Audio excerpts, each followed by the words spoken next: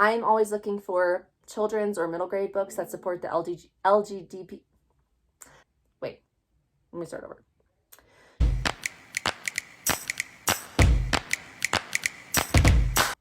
Hi guys, welcome back to my channel Lady Literacy, where I share all of my thoughts with you guys about books that I'm reading and books that I want to read, yada yada yada. I just went to Second and Charles, which is a used bookstore, and they sell some other things there as well, to get rid of some of the books that I wasn't ever going to read. I have this tendency of buying books that I don't end up reading just because I'm so excited to buy books, and I usually tend to read what's on my TBR on Goodreads, not what's on my TBR bookshelf. So I kept these ones over here just because I think I probably will read them. And then the rest on my bookshelf here are books that I've already read. You're kind of getting an empty shelf here, but you can see that I do have a few books, not as many as I want, but I'm slowly collecting books that I've read and really love. But today I wanted to share with you guys books that I just recently bought from Second and Charles for my classroom. There's a couple that I bought in here for me as well, but mostly this is just going to be an unhaul of books that I bought for my classroom, either single books for my students to read that will just be on my bookshelves in general in my classroom, but also book sets so that I can use those books as literature circle books so that my students can have authentic kind of book clubs and book talks. So let me show you what I bought. The first book I bought was Land of Stories. They had a couple copies of this book. I think I only bought two. I have one or two, so I'm just gonna keep my eyes peeled. That sounds really creepy. I'm just gonna keep my eyes open for any other copies. I'm sure I can find one or two at a Goodwill or an ARC. But when I student taught 5th grade, I know that the 5th graders really loved this book. And so I thought it would be a fun book to include in my book sets collection. Land of Stories is by Chris Colfer. He plays Kurt on Glee. So like I said, I think I only bought two of these. I also picked up this book called Out of My Mind. It's by Sharon M. Draper. I don't know if I've read anything else by her. I'm not sure what other books she has. I feel like I have read. Oh, I've heard of her name because I plan to read Stella by Starlight soon, and she's the author of Stella by Starlight. But there were a couple copies of this. Again, they're used copies, so they are kind of damaged, but they're going to get damaged anyway by my 5th graders next year. There's really no avoiding that. I picked up this book because it seemed like it would feature a neurodiverse character. Let me read to you the back. 11-year-old Melody has a photographic memory. Her head is like a video camera that's always recording, always, and there's no delete button. She's the smartest kid in her whole school, but no one knows it. Most people, her teachers and doctors included, don't think she's capable of learning. And up until recently, her school days consisted of listening to the same preschool level alphabet lessons again and again and again. If only she could speak up. If only she could tell people what she thinks and knows. But she can't, because Melody can't talk. She can't walk. She can't write. Being stuck inside her head is making Melody go out of her mind. That is, until she discovers something that will allow her to speak for the first time ever. At last, Melody has a voice, but not everyone around her is ready to hear it. So I thought this would be a great neurodiverse book for my students, as well as a book that would feature a character with a disability. It seems to have good ratings, and I was able to buy, I think, 3 copies. I'm not sure where the other copy is, but here's another copy of Land of Stories. Okay, yeah, I bought 3 copies of this. Not enough for a literature circle, but I only need, I would say, 2 more, and then I'd call it pretty good. One book I found a lot of copies of, surprisingly, was Counting by Sevens. This is a book I actually own.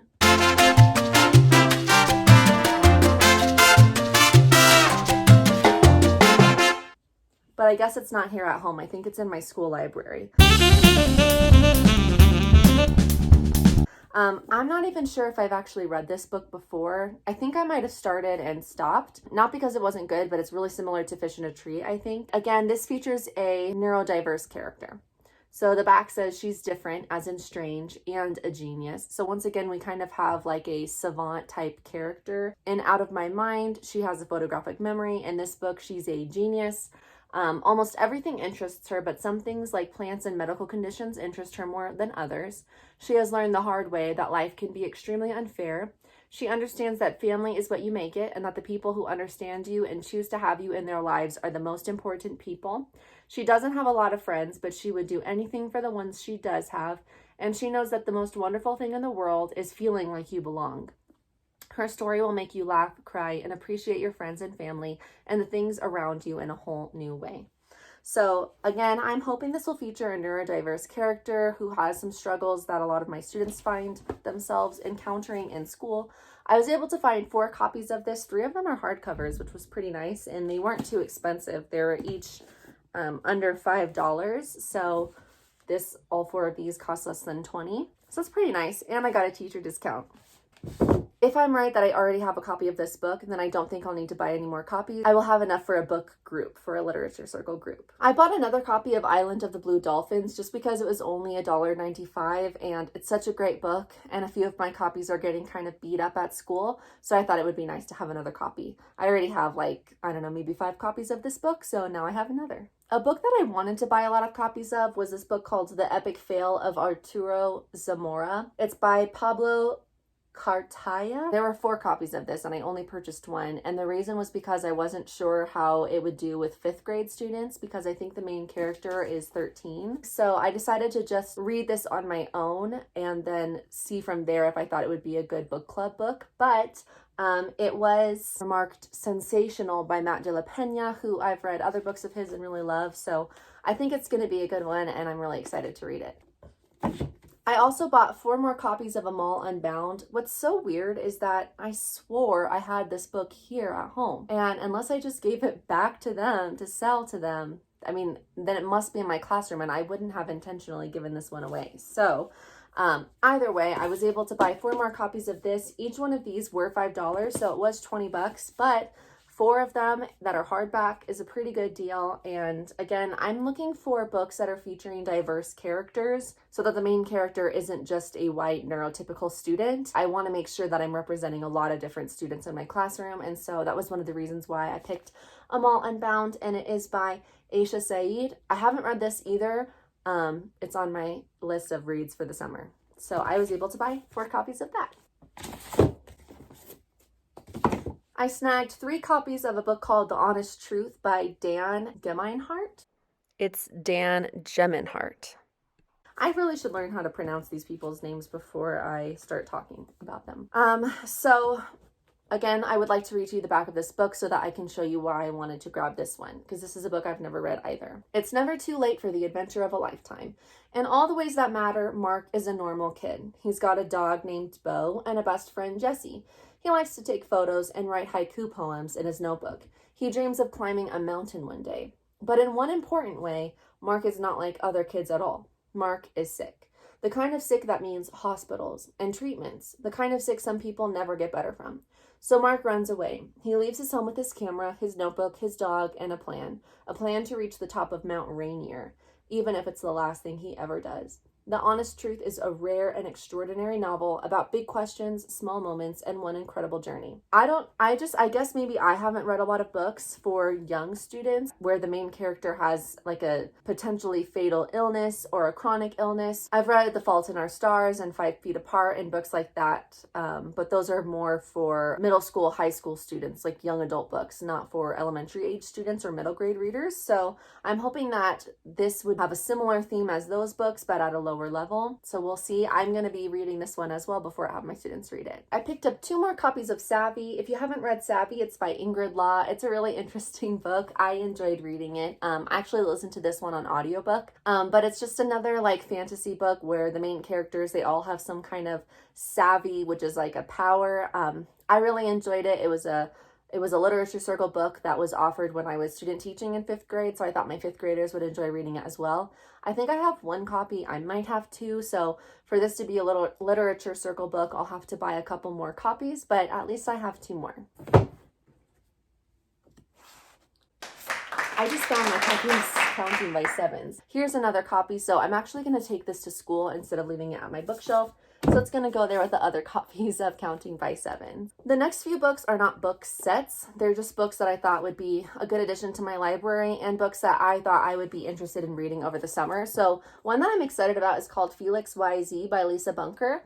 The back sounds really interesting, and it had like a 3.6 rating on Goodreads, which is lower than I would usually go for a book, but maybe I'll end up loving it more than the other people who have rated it. It says, Felix is just your average boy. Well, your average boy fused with an alien.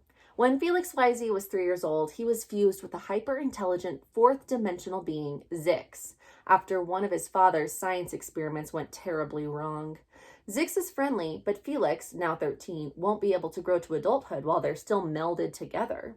So a risky procedure is planned to separate them, but it may end up killing them both instead.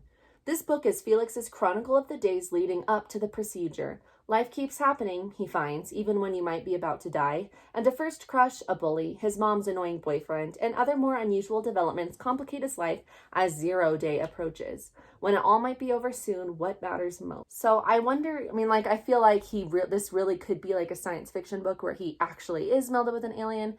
It could be about a character who really believes that, even though it's not true. I feel like there's a lot to discover in the book, and it's kind of like a fun, quirky concept.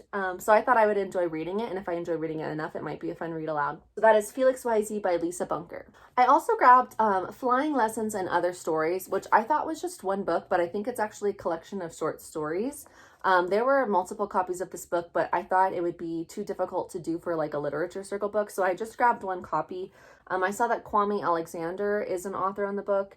So is Matt de la Pena. So those are two authors that I'm familiar with. And I think Ellen O sounds familiar, but otherwise I don't know any of the other authors. However, Ellen O, I guess, is the co-founder of We Need Diverse Books. So I'm hoping that there will be a lot of diverse short stories in here. Depending on how the stories are, I might end up using them in my classroom for teaching. So I'm actually really excited to read this. So that is Flying Lessons and Other Stories by a ton of different authors. I actually think I have a lot of copies of Roll of Thunder, Hear My Cry, but I'm not sure and I've never read it. So I decided to buy an extra copy because right now all of my books from school are packed away in these like giant tubs and stacked on top of each other in the garage. That's one of my summer projects, is going through those books and getting rid of some of the books that my students don't really ever read. I don't want to have to try to find a copy of Roll of Thunder, Hear My Cry in all of those books when the copy was only $2.50. I think this is a book I should definitely read, so that was why I picked up another copy of it. And it's by Mildred D. Taylor. Okay, I also grabbed this book. There might have been multiple copies of this, but once again, I kind of felt like I should read this before buying multiple copies of it since I don't really know much about it. But it's called Mostly the Honest Truth. Sometimes Family Finds You Where You Least Expect It. Jane and Pop are two matching socks. They stick together as a pair no matter what. But sometimes Pop gets sick and has to go to rehab. When he does, Jane lives with a foster family until they can be together again.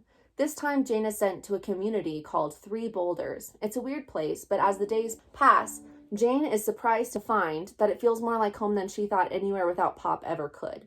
Still, Jane knows she belongs with her dad, except she's got a hurt wrist from the last night she was with him, and people keep asking questions about it. Jane doesn't want to tell the honest truth about what happened, and she doesn't understand why it's anyone's business anyway. Pop has always been Jane's family, and she'll do anything to stay with him, but it turns out family can have a whole bunch of different meanings, and as Jane discovers what family can mean for her, she might just find a whole drawer full of socks. I thought this was going to maybe deal with like addiction or maybe abuse. I'm not sure, so once again, kind of another reason why I wouldn't be jumping to buy multiple sets of this, but it's a book I plan on reading this summer. So I'll let you guys know what I think of it as I read it, or when I'm done reading it. And again, this is Mostly the Honest Truth by Jody J. Little. All right, the last middle grade children's book I got on this list was called Hurricane Child by Karen Callender. And I don't know, I thought this book might have some LGBTQIA plus themes in it. That was one of the reasons why I gravitated towards it. So let me read to you the inside. Caroline Murphy is a hurricane child. Being born during a hurricane is unlucky, and 12-year-old Caroline has had her share of bad luck lately. She's hated and bullied by everyone in her small school on St. Thomas of the U.S. Virgin Islands. A spirit only she can see won't stop following her, and worst of all, Caroline's mother left home one day and never came back. But when a new student named Kalinda arrives, Caroline's luck begins to turn around. Kalinda, a solemn girl from Barbados with a special smile for everyone, becomes Caroline's first and only friend, and the person for whom Caroline has begun to develop a crush. Now Caroline must find the strength to confront her feelings for Kalinda, brave the spirit stalking her through the islands, and face the reason her mother abandoned her. Together, Caroline and Kalinda must set out in a hurricane to find Caroline's missing mother before Caroline loses her forever. Written with captivating language and an ambience of magic reminiscent of Caribbean folklore, Hurricane Child tells a story of discovering internal strength. That sounds really good. So I'm excited to read it. I think it's going to be really good. And I'm always looking for children's or middle grade books that support the LGBTQIA plus community. So I'm excited to read it and see if it's a good book for my 5th graders. I don't know if it's at too hard of a level or not. We'll see. Okay, the last 3 books that I bought are books that I've already read and just wanted to own a copy of. The first one is Mockingjay by Suzanne. I lent this to some boys that I was nannying last summer, and then one of them lost it, and then I feel like their family bought me another copy, but then I must have lost it because I still don't have it. So that being said, I just had to buy this copy to replace the copy that I'm missing. I bought Flame in the Mist by Renee Ahdieh. I really liked these 2 books. You guys, I just bought the same book. I thought I had a copy of the second one, so now I have 2 copies of the first. I guess I'll just gift this to someone. I have a friend who likes reading, so I'll make her read it. But Flame in the Mist is a really great book, so I guess when I go back to the bookstore, there was a copy of the second book, so I guess I need to buy that one. I was confused about which one I actually had, so that was that's on me. So anyway, now I have 2 copies of Flame in the Mist. This is not appropriate for middle grade or elementary students. Actually, it's probably okay for middle grade, but it's way too challenging for elementary students. So this is not a book that I want multiple copies of. It's not going to be a literature circle book. So I think I'm going to give this book to my friend Erin. You're welcome in advance, Erin. It's a really good book. And put this one back on my shelves, or maybe I'll give her this one and put this one back on my shelves. It depends on which book, the one I'm about to go back to the store to buy, matches. I don't remember which cover it had. But anyway, it's a really great book. I can read to you the back of it in case you're interested in reading it. Mariko has always known that she'd been raised for one purpose, to marry.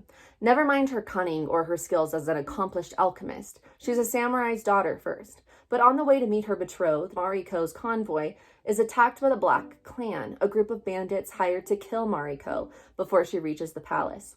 Somehow, Mariko manages to escape and reemerges disguised as a peasant boy, ready to infiltrate the Black Clan and seek her revenge. Once within their ranks, though, Mariko finds for the first time she's appreciated for her intellect and her abilities. Not only that, she's falling in love, a love that will force her to question everything she's ever known about her family, her purpose, and her deepest desires. This is the other book that I thought I had, Smoke in the Sun, so I guess that's what I'm about to go buy a copy of when I go back to the same store, because technically right now I'm just waiting for them to give me an offer on the books that I gave to them, so I'm gonna have to go back there anyway. So anyway, it's a really great book. I don't know what to say about it. I read it a while ago, but I actually really enjoyed it. And then the last and final book that I bought today was The Uglies by Scott Westerfeld. They didn't have the pretties or the specials. They did have the extras, but I don't think I ever read the extras because I thought it was like an extra book, which it kind of is. It doesn't really follow the main characters anymore. It's set later on, and I really wanted to keep following the main characters. It's actually a really good book. It's another dystopian book, and I'm always a fan of dystopian books. I'll make a whole video about that another day. But The Uglies is a great book. I would say every single book ends on a cliffhanger, and every single book was something that I didn't expect. I don't want to spoil anything. I just highly recommend you read it. It's a really great series. So anyway, I'm going to have to pick up the other copies of this. And is it just me, or is everyone else the same, where it's like once you get one version of a cover, now you have to collect other books with that cover version? And I feel frustrated when I have like a hard copy of one book and soft cover copies of other books. I have that problem on my bookshelf right now as well with my like Demeinhart series and with my Hunger Games series. It's a common problem I apparently run into. Like I just bought 2 more books at Barnes & Noble today to complete my Cinder collection. I don't know, I must have borrowed those from the library. And so I only had like the first and the third book. So I bought the second and fourth, but the covers don't match the covers I have. Let me show you. They have these new covers, which, I mean, yeah, those are cool and whatnot. But I have the original covers that look like this, which I actually like more. Anyway, I'm just kind of bummed because now I've got like these 2 and these 2, and they really don't match, but they are the same collection. So it really bothers me. Anyway, that's it for my book haul today. I'm gonna leave these on my bookshelves because I don't need to clutter my garage any more than it already is. Maybe once the school year ends and I can get into my classroom for the summer, I'm gonna make another video where I unhaul a bunch of books that my students don't really read. Probably give those either to Goodwill or take them to Second and Charles, and then I'll start organizing these books in with the rest of the books that I have for my classroom. Thanks everybody for watching. Maybe one of these books sounds interesting to you. I think it's always great to read a children's or a middle grades fiction novel because you can get through them more quickly than a young adult or an adult novel, and yet they still hold some amazing plots. amazing characters and amazing themes that I really think are worth reading. If you're looking for something else to read and none of these sparked your interest, check out my other videos for other book recommendations. I hope you find something that you want to read soon, and I'll see you guys next time. Bye.